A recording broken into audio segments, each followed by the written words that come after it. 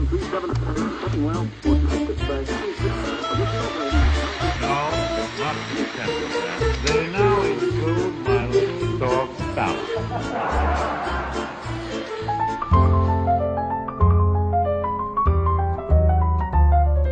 If you like vintage jewelry, then this is the place to be. Somewhere in Time, located on Denver's Antique Row. Let's see what's in store and meet Andrea Li, a sculptural jewelry designer.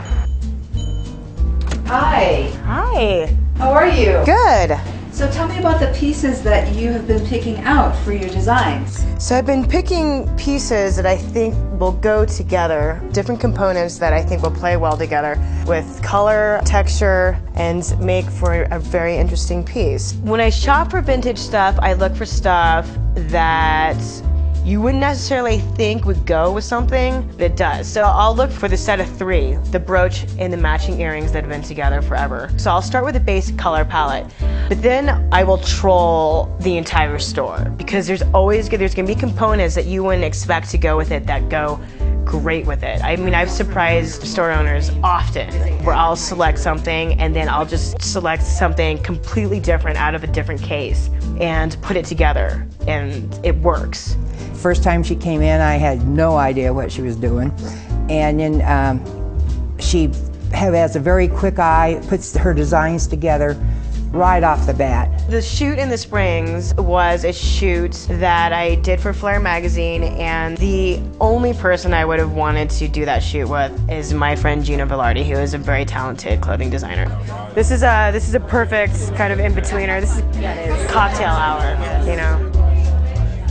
Jackie O cocktail hour. The bead show and shopping for beads is probably one of my favorite things about what I do. It's the genesis of creativity for me. I actually think that the stone's flaws contribute to their beauty greatly. I like to have, you know, components to work with, and sets of three generally play really well in design philosophy. And so say something like this, you know, you would maybe put that like this. When you design contemporary jewelry. Exactly, and that's really what drew me to these pieces, is that you can have a really nice flow. Same with this piece. I mean, look at that. There's great direction in this. We have direction down and up, and these kind of pieces lend for a lot of versatility as you join them with other components. And a piece is more successful if it has a continuous flow, like a river. So something maybe like this would not work for one of your pieces because it ends in the circle? It does. I would never, I don't really, I'm not drawn to pieces like this. Although I have in the past picked up a few, maybe not circular pieces, but symmetrical pieces, and done a few symmetrical necklaces. Really, I love the kind of asymmetrical aspect of design, and so that's typically what I'm more drawn to.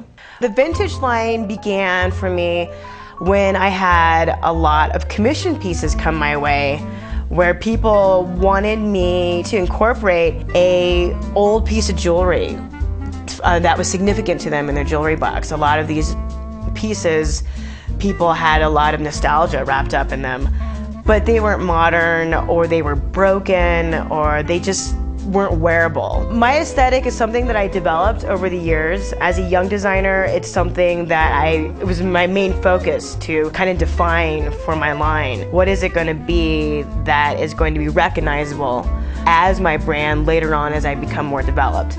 I just wanted to make jewelry that I wanted to wear.